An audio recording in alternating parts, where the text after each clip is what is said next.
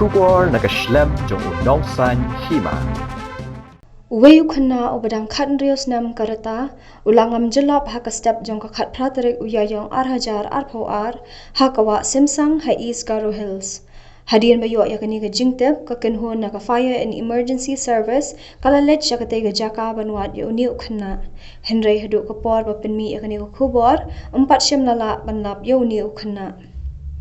Hakawai pat ka jingja, uwei ubriu bala tip kerteng kong senja di Shira, budan hapadeng arpusan hadu life house nem karata, nakasnong Chitu ko na Damas ha North Garo Hills District, ulangam Jyllop hakawa Chichra Manda.